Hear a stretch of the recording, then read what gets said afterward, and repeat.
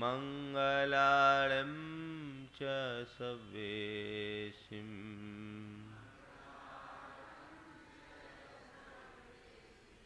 पढ़मं ओय मंगलम।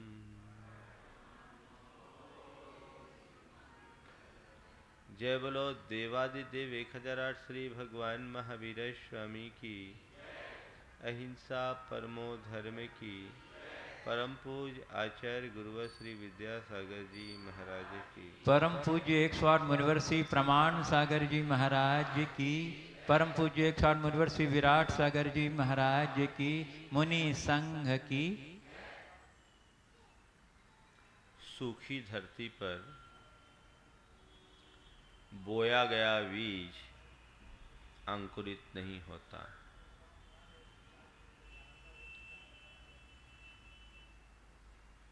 मृदु माटी में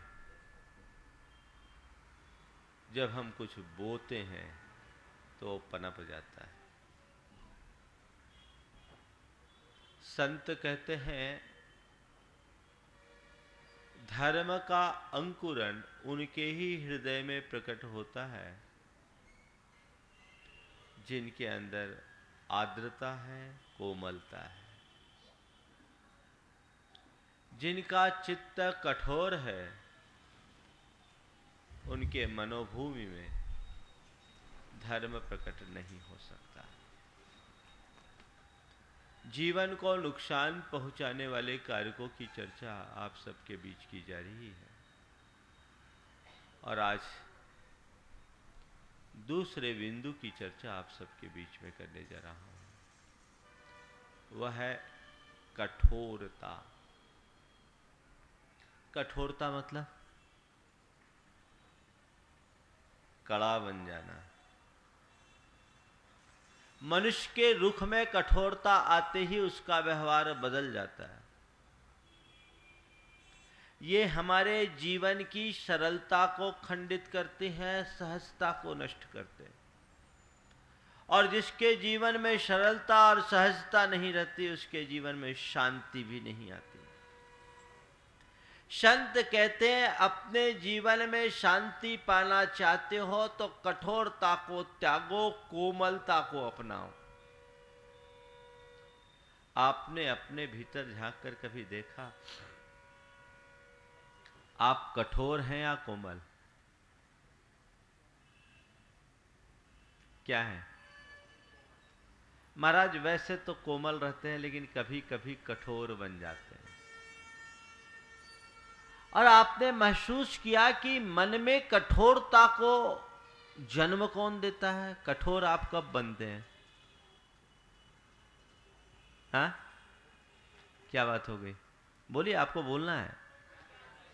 अज्ञानता, ये तो शास्त्रीय भाषा है। जब आपकी सही बात को नहीं मानता है को आपका मन कठोर होता है। सही बात को नहीं माना तो आपको क्यों कठोर होना? महाराज, हमारे अहम पर चोट लगती है।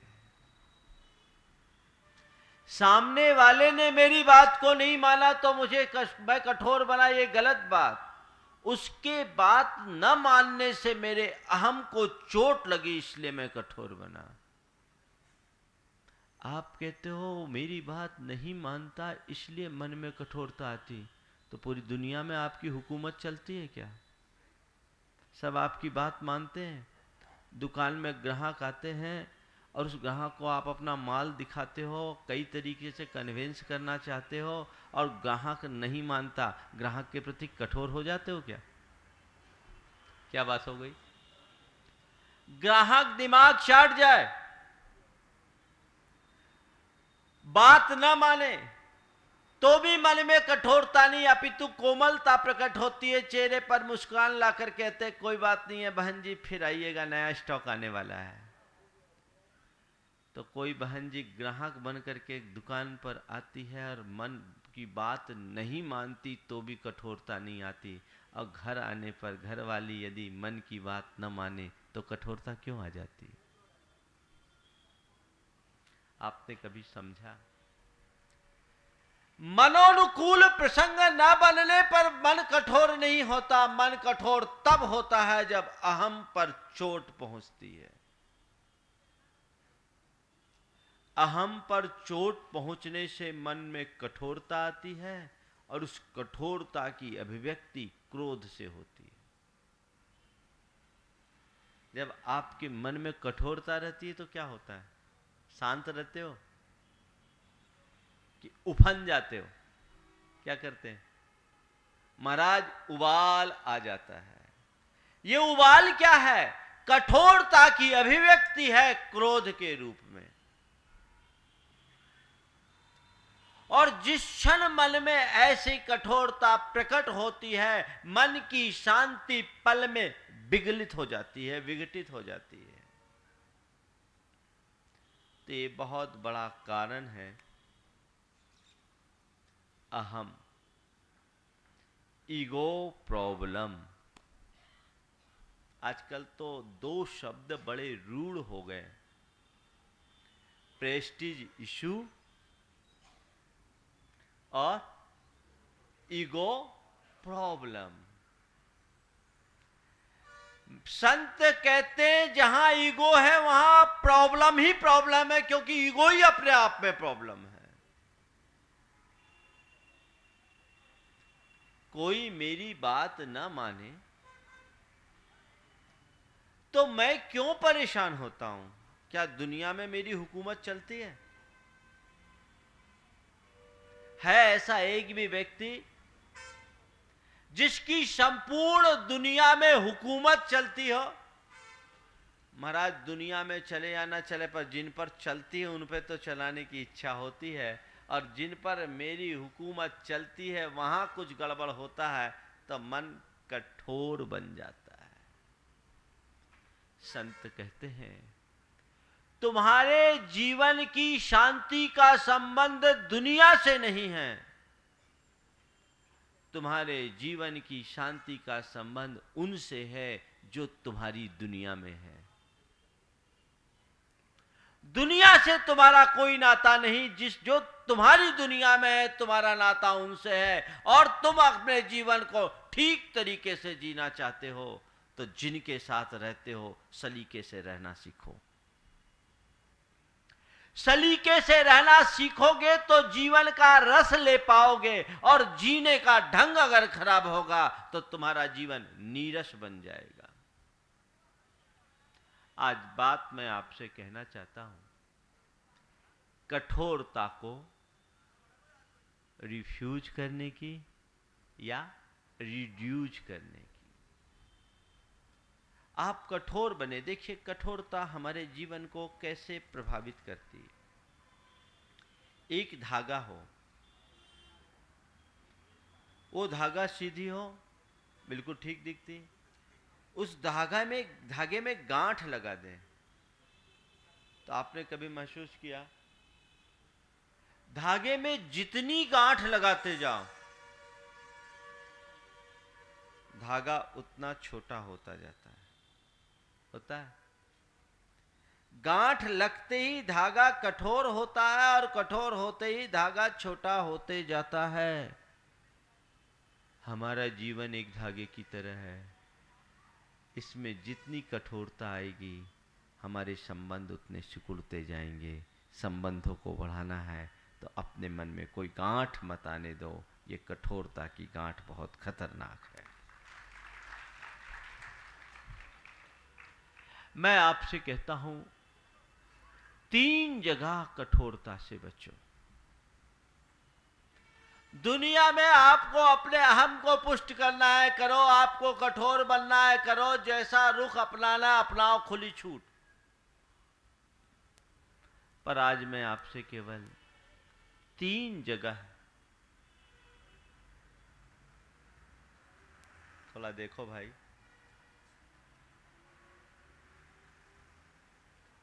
मैं आपसे केवल 3 जगह कठोरता से बचने की सलाह देना चाहता हूं। सबसे पहली बात, जहां मन की शांति खंडित होने लगे वहां कठोरता को त्याग दो। अपने अहम को तिलांजलि दे दो। आपने कभी विचार किया कि आपकी अशांति का जनक क्या है?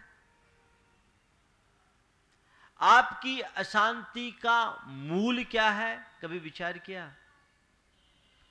सुबह से शाम तक दिन भर में जो आपके अंदर अशांति आती है, उसकी जड़ क्या है? कभी विचार किया? विचार नहीं किया हो तो आज विचार करके देखना। जैसे जैसे मनुष्य अपने अहम को पोसता है, वैसे वैसे अशांति पनपने लगती है। सच पूछो तो अहम ही अशांति का जन्मदाता है। अहम ही अशांति का जन्मदाता है।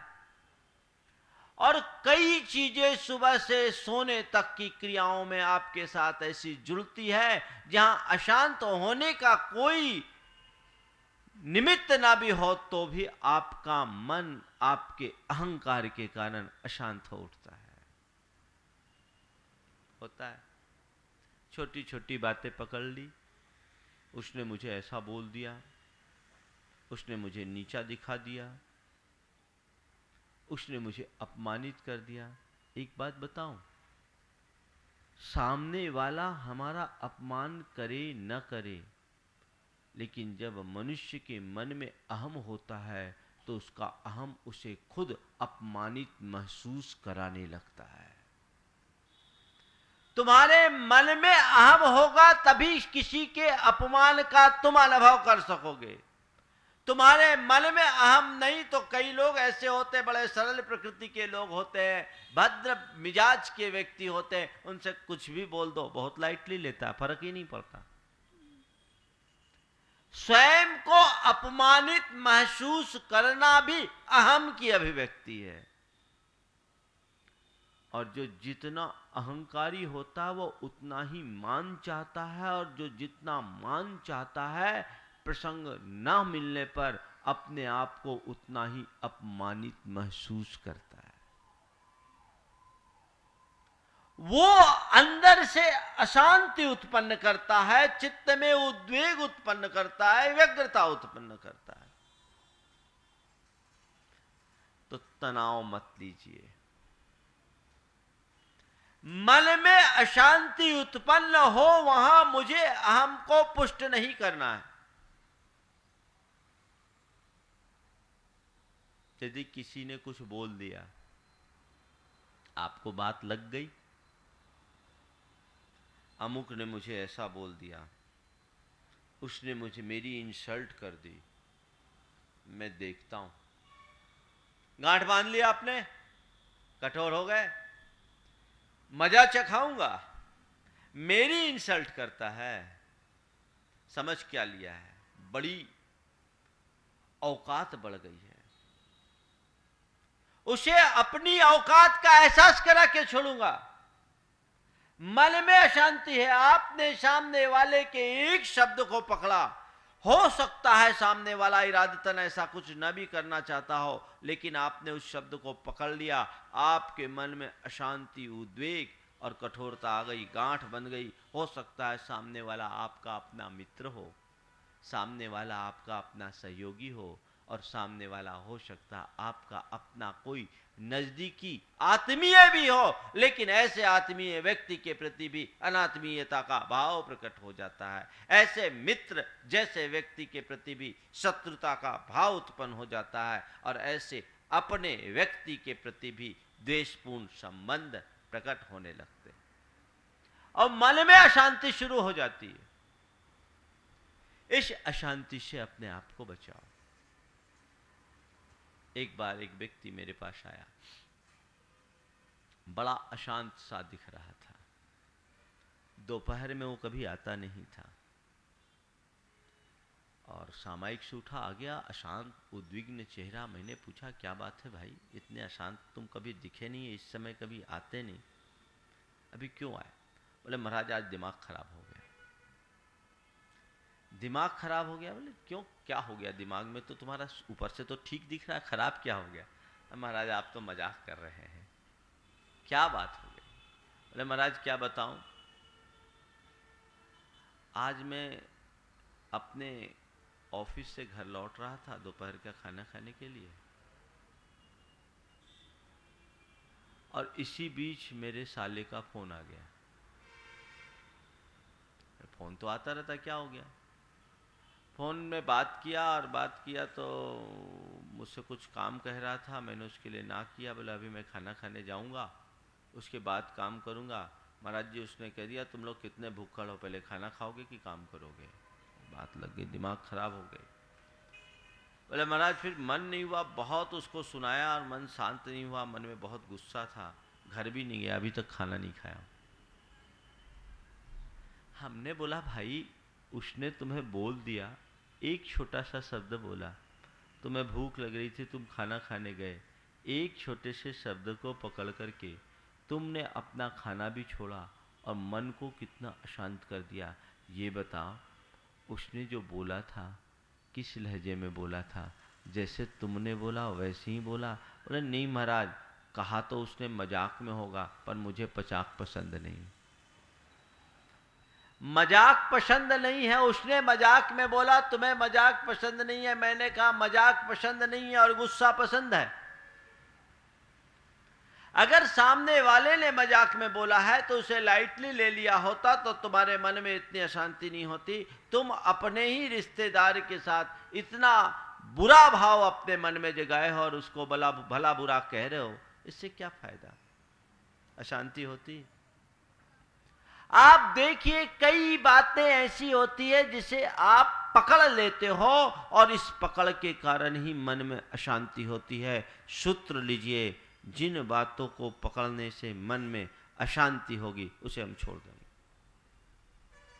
इग्नोर करेंगे, ओवरलुक करेंगे, नजरअंदाज करना शुरू कर देंगे, मन में अशांति नहीं होगी। व्यक्ति मानी है या नहीं, इसकी पहचान बताऊं? आपके अंदर अभिमान है या नहीं है, इसकी पहचान बताऊं? ऐसे अगर देखा जाए तो मानी से मानी व्यक्ति भी अपने आप को बड़ा विनम्र प्रकट करता है। किसी से कह दो आप मानी हो तो बहुत बुरा लगता है, आप बड़े अभिमानी हो तो बुरा लगता है, और सामने वाले को कह दो माननीय तो अच्छा लगता है। आप बड़े अभिमानी हो कहेंगे तो बुरा लगेगा, माननीय कह दो तो छाती फूल जाएगी, ये टेंडेंसी है। खैर, आपके अंदर मान है या नहीं, इसकी कसौटी बताऊं? बड़ी सरल सी कसौटी। कोई आपका अपना व्यक्ति आपके विरुद्ध प्रतिकूल टिप्पणी करे और आपके मन में गुस्सा ना आए तो समझ लेना आप मानी नहीं हो। बात समझ में आई? कोई आपका अपना आत्मीय व्यक्ति आपके प्रतिकूल टिप्पणी करे और आप सहज बने रहो, समझ लेना आप मानी नहीं हो। और उससे आप प्रभावित हो गए तो समझना क्या हुआ? अंदर चोट लगी। किसको चोट लगी है? अहम को। और ध्यान रखना, अहम का पहला आघात हमारी शांति पर होता है। जब भी मनुष्य का अहम प्रभावित होगा वो हमारी शांति को खंडित किए बिना नहीं रहेगा। तो जहां मन की शांति खंडित होने लगे उस जगह अपने अहम को पुष्ट मत करो, छोड़ो, इग्नोर करो। आजकल लोग अपने अहम की पुष्टि के लिए मन की शांति की बलि चढ़ा देते हैं। मैं एक व्यक्ति को जानता हूं, देखो क्या क्या हरकतें करते हैं और उससे कैसे भयानक परिणाम आ जाते हैं। ठीक था, अच्छी भली जिंदगी चल रही थी, संयोगतः उसका चचेरा भाई जो ठीक पड़ोस में रहता था, कुछ अच्छे अवसर मिल गए, पैसा कमा लिया, और पैसा कमाने के बाद जैसे व्यक्ति के पास पैसा आता है, लाइफ स्टाइल में परिवर्तन आ जाता है। पहले मोटरसाइकिल में घूमता था, अब बढ़िया लग्जरी कार खरीद ली और उसका घर भी बहुत बढ़िया रिनोवेट कर दिया, एक अच्छा बंगला का रूप ले लिया। अब इस व्यक्ति को वो बात खलने लगी। वो आदमी जो कल तक मेरे सामने कोई हैसियत नहीं रखता था, आज मेरे बगल में इतना बढ़िया मकान बना लिया और मैं एक साधारण सी वैगनआर में घूमता हूँ और वो फॉर्च्यूनर लेकर के चल रहा है। अच्छी बात नहीं है, ये बड़ी विचित्रता है। मैं वैगनआर जैसी कार में घूम रहा हूं, कल तक वो मोटरसाइकिल पर चलता था, आज उसके पास फॉर्च्यूनर है, लेकिन मजा नहीं। अब मुझे भी किसी न किसी तरह से उसकी बराबरी करनी है। किसकी? अब क्या करें? अभी तक जितनी आमदनी थी, घर का बजट अच्छे से चलता था। अब भाई साहब ने दूसरे की होड़ में अपने ऊपर अतिरिक्त भार लाद लिया। अब चैन नहीं जब तक उसकी बराबरी ना कर लो। ऐसा लगता जैसे वो जब फॉर्च्यूनर से गुजरता तो ऐसा लगता कि जैसे उसका सब कुछ छिन गया है, लुट गया है, जबकि सामने वाले को ना लेना है ना देना है। ये कौन करा रहा है? कौन करा रहा है? अहम, जो कहता हूं मुझे अपना स्टेटस मेंटेन करना है। दुनिया के जितने भी लोग अपने बाहरी स्टेटस को मेंटेन करने के चक्कर में लगे रहते हैं, परमार्थ के क्षेत्र में सब के सब फटीचर बन जाते हैं। फटीचर समझते हो ना? उनकी हालत खराब। अब वो क्या करे? आजकल तो सिस्टम है, कोई भी चीज लाओ किस्तों में उठा लाओ। बैंक से लोन लिया, गाड़ी उठा ली। अब गाड़ी तो उठा लिया और घूमे, अच्छी गाड़ी ले आया, बार बार आगे पीछे करे, सामने वाले को दिखाए, दुनिया में एक मैसेज गया, इस आदमी की भी काबिलियत बढ़ गई है, बहुत बड़ा आदमी हो गया है, गाड़ी लेके घूम रहा, आ रहा है, जा रहा है। लेकिन कितने दिन? जब तुम्हारी कमाई नहीं है तो उसकी भरपाई कैसे होगी? अभी तक गाड़ी नहीं थी इसलिए अशांति थी, अब गाड़ी आ गई तो उसकी किस्त भरने को लेकर के अशांति हो गई। पहले गाड़ी के अभाव में अशांति थी, अब गाड़ी आ गई तो अशांति किसका? किस्त कैसे भरे? जैसे तैसे खींच तान कर अपनी गृहस्थी की गाड़ी चलाते थे, अब इस गाड़ी को चलाने का और एक भार। जैसे तैसे व्यवस्था बनाई, 2-4 महीने की किस्त भरी और बाद में क्या हुआ? जब किस्त नहीं भरी जा सकी तो गाड़ी भी गई और इज्जत भी गई। ये अशांति कौन पालता है? ये कौन? अहम, झूठा अहम। शादी ब्याह करना है, अपनी ताकत नहीं है तो भी अमुक ने इतना खर्चा किया, मुझे भी खर्चा करना है, अमुक ने ऐसे होटल में किया, मुझे भी करना है। ये क्या है? ये क्या है? झूठी शान के लिए मनुष्य अहम की पुष्टि करता है और अपने जिंदगी के लिए अशांति बुला लेता है। आप तय करिए, जहां मेरे मन की शांति खंडित होने लगेगी, वहां मैं अपने अहम को अलविदा कह दूंगा। इतना कर सकते हैं? पहली बात, मन की शांति खंडित होने लगे वहां मैं अहम को प्रश्रय नहीं दूंगा। और दूसरी बात, जहां संबंधों में खटास आने लगे वहां अहम को प्रश्रय नहीं दूंगा। संबंध बिगड़ने लगे वहां अहम को प्रश्रय नहीं दूंगा। आप देखिए, आजकल व्यक्ति के अहम के कारण संबंधों में कितने खींचतान आते हैं कि नहीं आते हैं? एक कवि ने बहुत अच्छी बात लिखी, कि आजकल छोटी छोटी बातों में लेकर खींचतान बहुत होती है, तू मैं होती है। उसने 3 शब्दों में बहुत गहरी बात कह दी। परिचय, परिणय और परिणाम।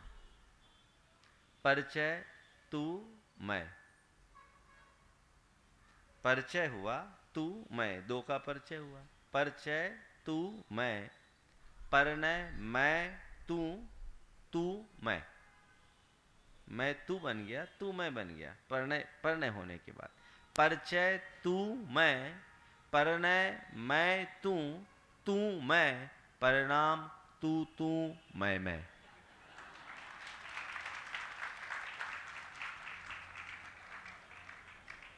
समझ में आ गई बात?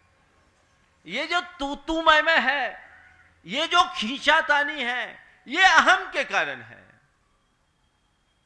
छोटी छोटी बातों पर लोग बड़ा बड़ा प्रसंग बना लेते हैं। पहले बकझक होती है, बाद में मौन हो जाता है, संवाद टूट जाता है, संबंध को खंडित कर देते हैं अपने अहंकार के कारण। उसने मुझे ऐसा कह दिया, मैं उसे कभी माफ नहीं करूंगा। नहीं, ऐसा मत करो। संबंध ही मेरे जीवन का सौंदर्य है। अगर तुम्हारे संबंधों में माधुर्य है तो जीवन में मधुरता होगी, और संबंधों में कटुता है तो जीवन कभी मधुर नहीं बन सकता, जीवन में भी कड़वाहट होगी। अपने संबंधों को बना करके चलो। मनुष्य एक सामाजिक प्राणी है, और समाज में रहते हुए उसे अपने जीवन की उन्नति के लिए संबंधों की मधुरता रखनी नितांत आवश्यक है। तो अपने संबंध मधुर हो। अगर मेरे संबंध दरकने लगे तो मैं वहां अहम को क्यों पुष्ट करूं? बहुत सारे लोग हैं आजकल, देखो ये अहम ही है कि शादी होती नहीं और 1-2 साल में तलाक की बात शुरू हो जाती है। अब तो 6 महीने में ही तलाक की बात होने लगी। ये क्यों? अहम, ईगो प्रॉब्लम। और कैसा, देखिए मनुष्य का स्वभाव कैसा इगोइस्ट होता है। मैं एक परिवार की बात सुनकर अचरज में पड़ गया कि सगाई हुई, लड़की वाला परिवार, दोनों समर्थ परिवार, संपन्न परिवार थे, पर कुछ ज़्यादा आधुनिक विचारधारा का था, और लड़के का परिवार कुछ परंपराओं और रीति रिवाजों पर विश्वास करने वाला था। लड़की की सगाई होने के बाद लड़की वालों की तरफ से ऑफर आया कि लड़का लड़की दोनों कुछ दिन विदेश घूम ले। लड़के वाले का संस्कार ऐसा नहीं था। उन्होंने साफ कह दिया कि जब तक पानी ग्रहण संस्कार नहीं होता, हम लड़के लड़की को अकेले में घूमने की इजाजत नहीं दे सकते। उनके प्रस्ताव को रिफ्यूज किया। ये बात उनको बड़ा, माने इस बात का बड़ा आघात पहुंचा। उनको लगा कि ये बात ठीक नहीं। उन्होंने कहा ऐसे आदमी की हम शादी नहीं करेंगे, सगाई तोड़ दे। ये आज की दशा है समाज की। संबंध तोड़ने के लिए तैयार हो। देखो हम एक ऐसी दुर्बलता है जो टूटने के लिए तैयार हो जाता है पर झुकने के लिए तैयार नहीं होता। अहंकारी दुखी होने के लिए तैयार हो जाएगा लेकिन झुकने के लिए तैयार नहीं होगा। और कई बार तो ऐसी हास्यास्पद स्थितियां बन जाती है जिनको सुन करके बड़ी हंसी आती है। अहम के कारण पति पत्नी में किसी बात को लेकर अनबन हो गई, और फिर क्या हुआ? बोलचाल बंद हो गई। दोनों की बोलचाल बंद। दोनों एक छत के नीचे एक बिस्तर पर रह रहे हैं, पर एक दूसरे से बातचीत नहीं। कई दिनों से ऐसा चल रहा था। एक दिन पति को किसी आवश्यक कार्य से बाहर जाना था।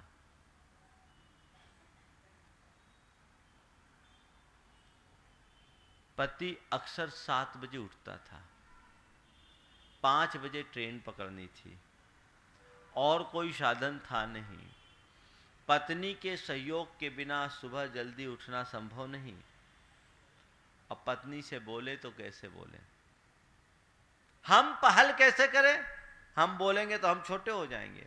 बड़ी विचित्रता है, इंसान छोटा बनने को तैयार नहीं, खोटा बनने को तैयार है। खोटा बनने को राजी है, छोटा बनने को राजी नहीं।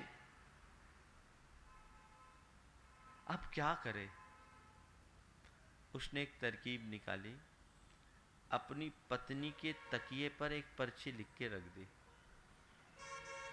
सुबह 5 बजे ट्रेन पकड़नी है, कृपया कर 4 बजे उठा देना। 5 बजे ट्रेन पकड़नी है, कृपा कर 4 बजे उठा देना। ठीक, सुबह हुई, आंख खुली, देखता है घड़ी में 7 बज गया। आंख खुली, देखता है 7 बज गए, अब क्या, एकदम तमतमा उठा, बड़बड़ाना शुरू कर दिया, कितनी अर्जेंट मीटिंग थी, कितना बड़ा नुकसान हो गया, और आज काली छूट गई, छोटा सा काम पूरा नहीं हो सका, जगाने की बात लिखी थी, कुछ नहीं हुआ। और उस गुस्से में तकिए को उठा कर फेंकना शुरू किया, तो दूसरे तकिए के नीचे एक पर्ची लिखी थी, दूसरे तकिए के नीचे पर्ची रखी थी। उसने पर्ची उठा करके खोला, उसमें पढ़ा तो लिखा था 4 बज गए हैं, कृपा कर उठ जाइए।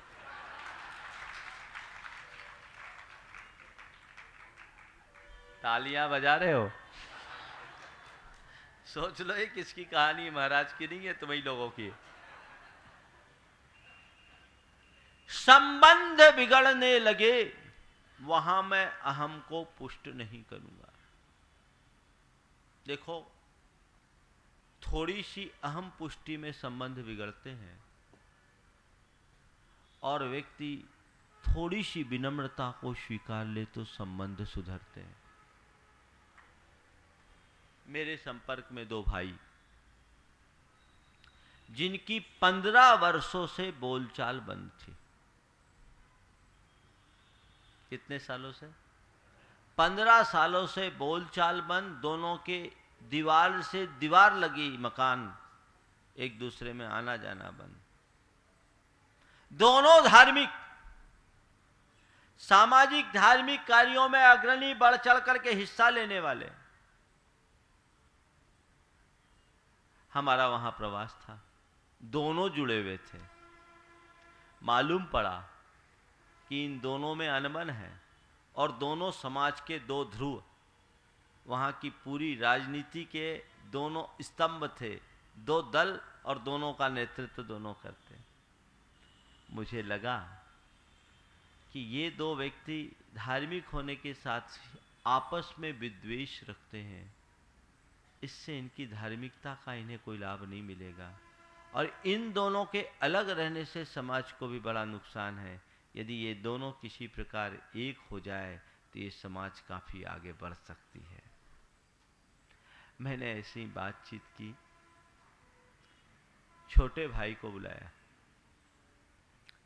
उससे पूछा क्या बात है भाई, बड़े भाई से तुम्हारी पटती नहीं? महाराज उसकी बात मत करिए, उसकी तो नाम सुनते ही मेरे अंदर आग लगती है। बोले कहाँ आग लगी बताओ, ठंड बहुत है मैं सेक लूं, सर्दी का समय था। कहाँ आग लगी बताओ, ठंड बहुत पड़ रही मैं सेक लूं। नहीं महाराज उसकी बात मत करिए, मैं उसको बर्दाश्त नहीं कर सकता, उसने मेरा बहुत अपमान किया। बोले क्या अपमान कर दिया ये बताओ तो सही। बोले महाराज नहीं, मैं नहीं उसकी बात नहीं कर सकता, आप माफ करो। मैंने थोड़ी देर उसको कूल किया, इस बात को छोड़ा, और इस बात को छोड़ करके मैंने कुछ पौराणिक प्रसंगों को सुना करके उसकी कषाय को शांत किया, क्योंकि जब व्यक्ति के अंदर उफान हो उस घड़ी में उपदेश नहीं दिया जा सकता। और जब थोड़ी देर बाद वो कूल हो गया, मैंने पूछा भैया तेरे भाई ने तेरा अपमान किया, क्या कर दिया ये बताओ तो सही, तेरा अपमान किया, क्या किया? बोला महाराज जी, मैं जिससे अपना बिजनेस डील करता था उसने मेरा पेमेंट रोक लिया। मैंने भैया से कहा कि उसको माल मत देना, मेरे मना करने के बाद भी भैया ने उसको माल दे दिया। तब से मुझे लग गया कि भैया ने मेरी बात नहीं मानी, मैं इनसे कोई संबंध नहीं रखूंगा। हमने कहा बिल्कुल ठीक, तुमने उससे संबंध नहीं रखा, वो भी तुमसे संबंध नहीं रखता, तुम लोगों में इसके बाद क्या हो? बोले बहुत कहा सुनी हुई महाराज जी, मैंने कुछ नहीं सुना, मुझसे जितना बना उतना सुना दिया। मैंने जिंदगी में अपने भैया की सदैव इज्जत की, पर उस दिन उनकी जितनी बेइज्जती कर सकता था उतना कर दिया।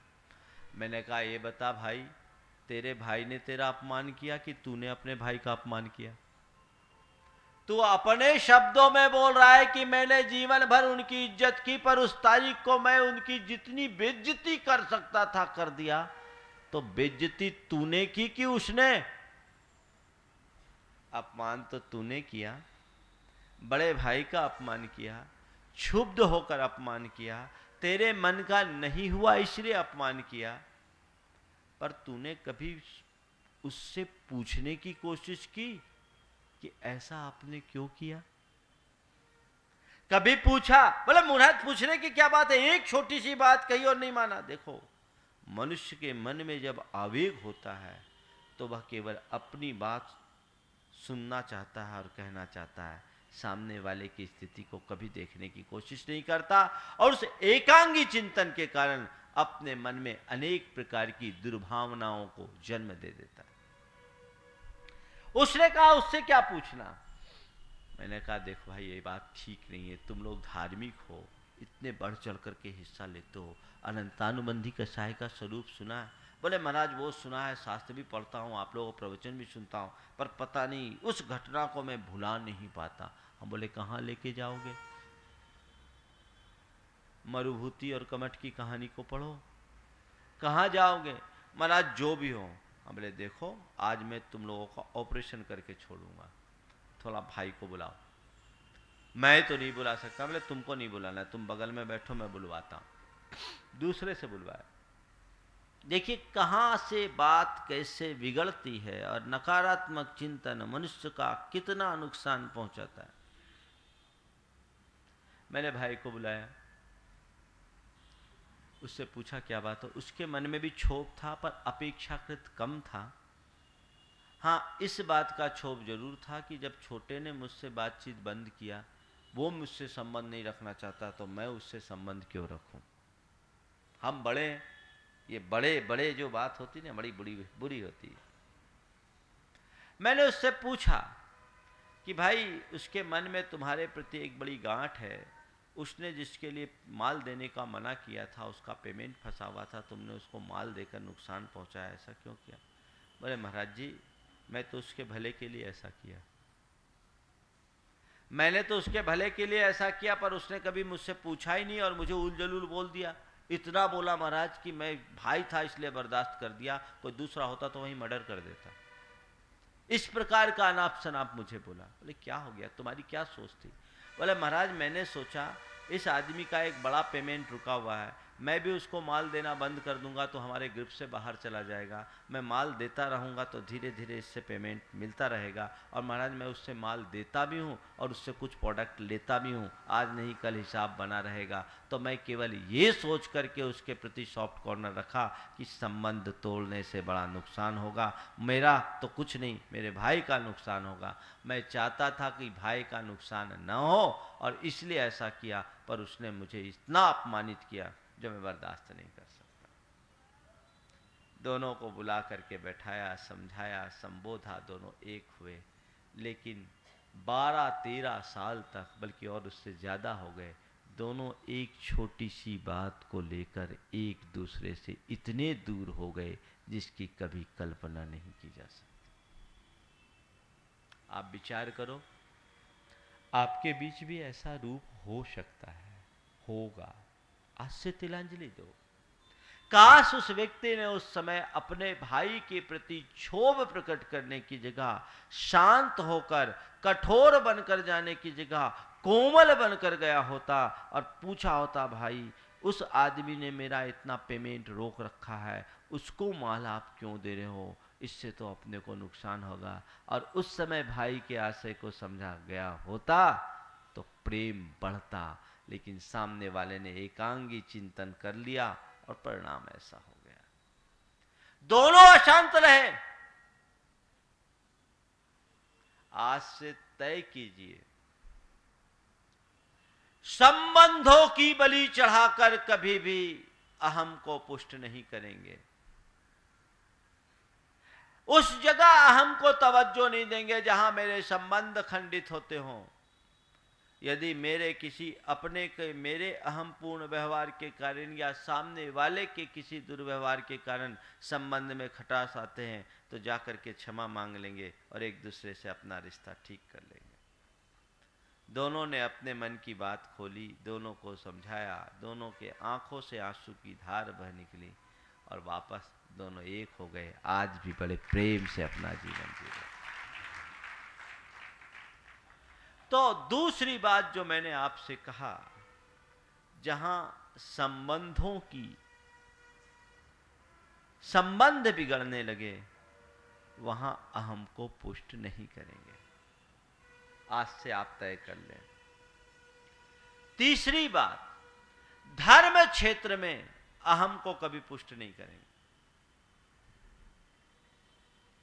जब भी किसी धार्मिक कार्यक्रम में शामिल हो, धार्मिक अनुष्ठान में सम्मिलित हो, वहां मैं अपने अहम को बाहर छोड़कर आऊंगा, अहम लेकर नहीं आऊंगा। धार्मिक कार्य मैं करता हूं अपने आत्मा के कल्याण के लिए, और अहम के पोषण में मेरा अकल्याण होता है। मैं ऐसा कार्य क्यों करूंगा? दवाई खाऊं और रोग बढ़े तो उस दवाई का लाभ क्या?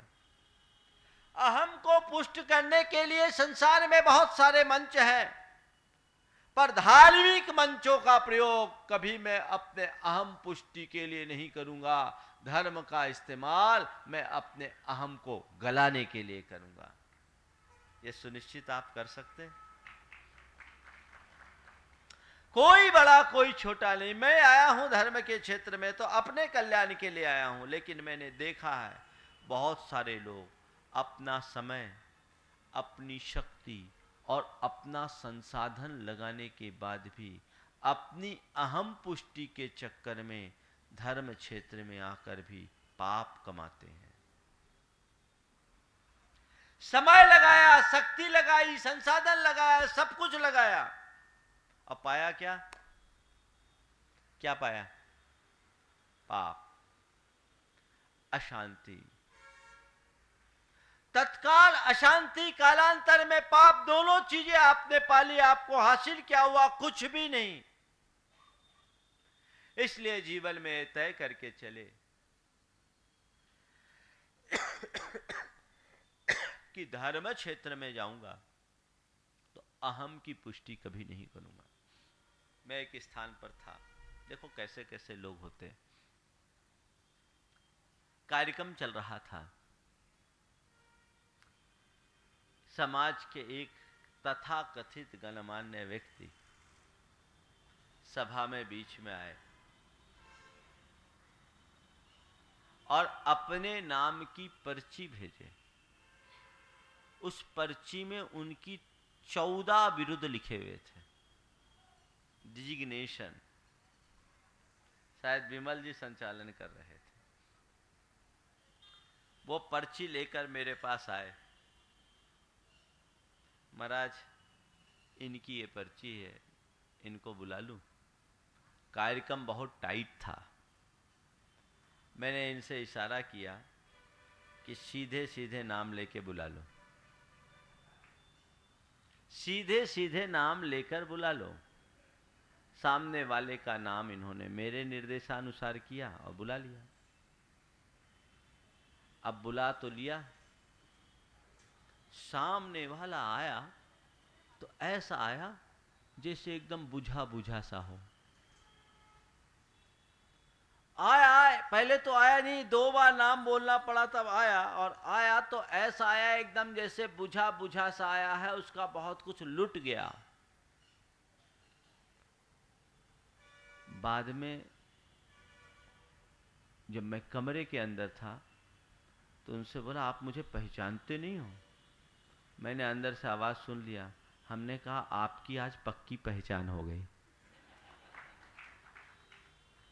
पहचानते नहीं, पक्की पहचान हो गई। तुमने अपनी पहचान प्रकट कर दी। ऐसी प्रवृत्तियां कभी कभी हो जाती है, ध्यान रखो, तुम्हारे गुण का गान कोई दूसरा करे तो वह तुम्हारा गौरव है, और तुम्हें अपने मुख से अपना गुणगान करना पड़े तो ये समझो ये तुम्हारा पतन है।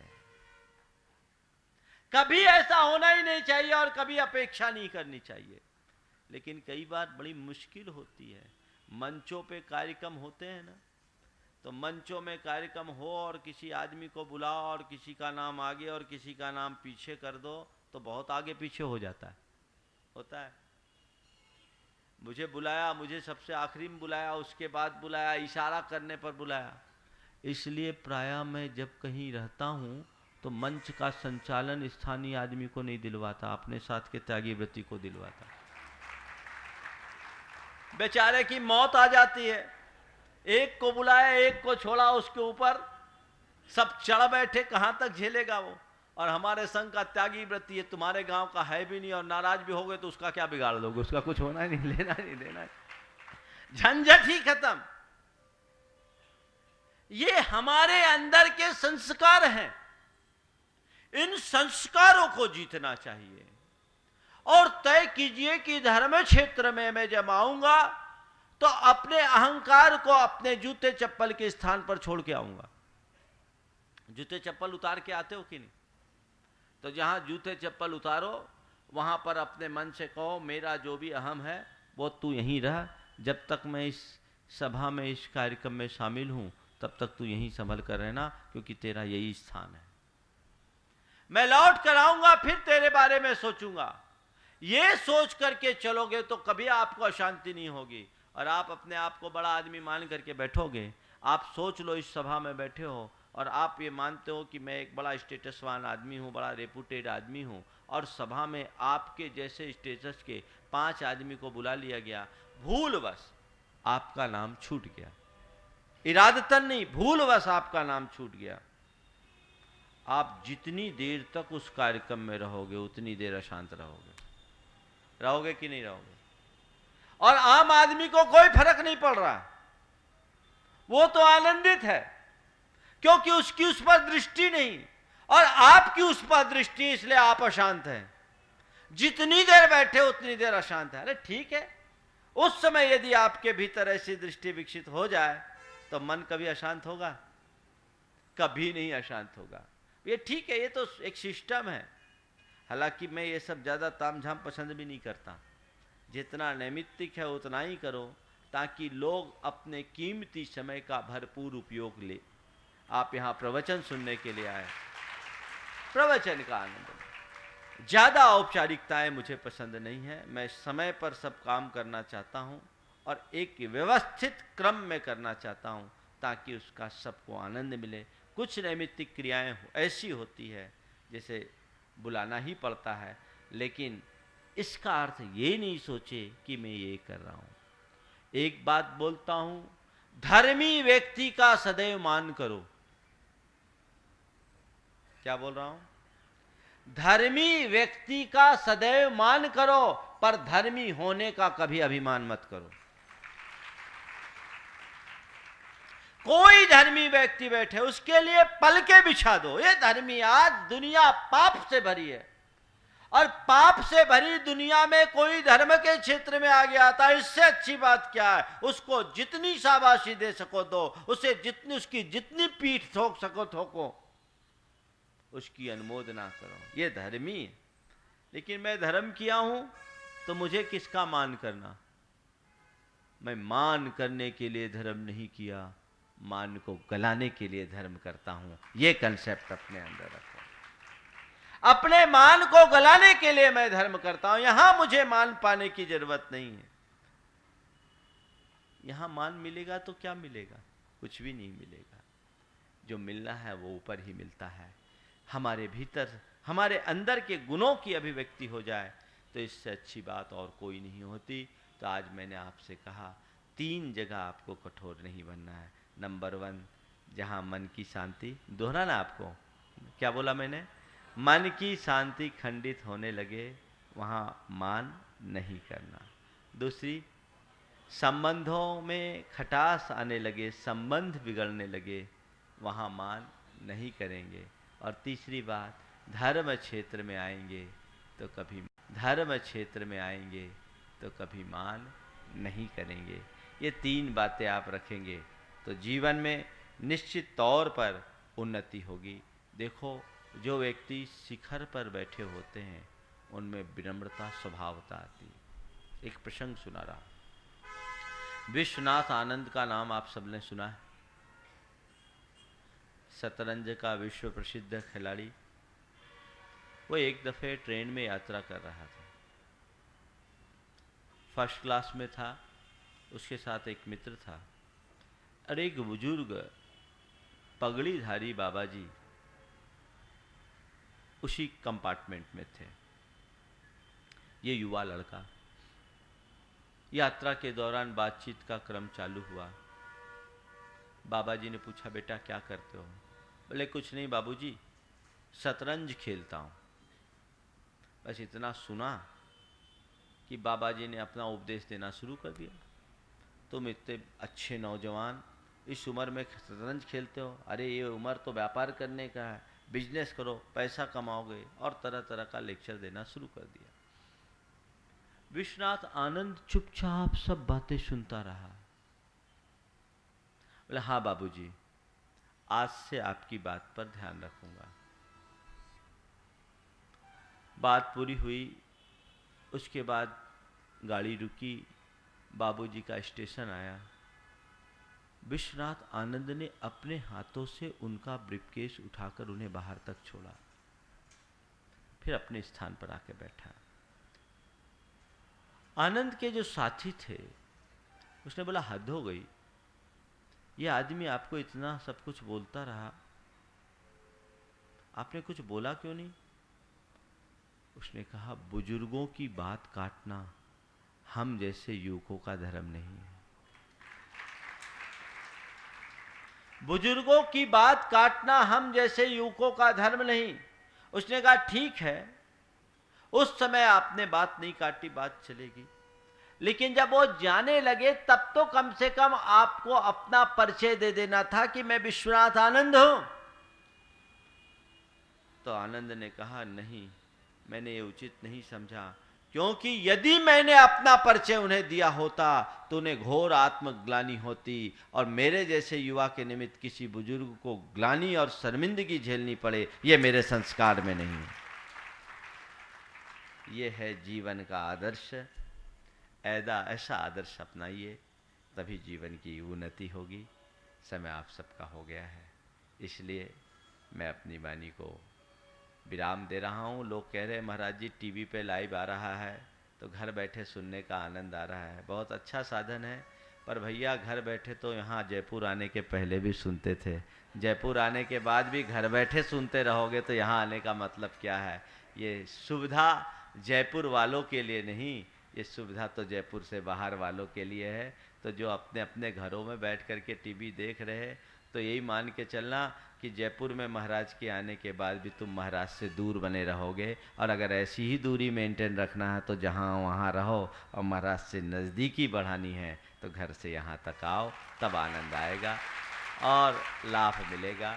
शुरुआत है अभी तो, लेकिन ऐसी ही व्यवहारिक बातें रोज़ आपके साथ मैं शेयर करूँगा। हमारी कोशिश होनी चाहिए कि हम अपने जीवन में सहजता लाएं, सरलता लाएं, सात्विकता लाएं, सादगी लाएं, जिससे अपने जीवन का रस लिया जा सके। इसी शुभ भाव के साथ मैं विराम ले रहा हूँ। बोलिए परम पूज्य आचार्य गुरुवर श्री विद्यासागर जी महाराज।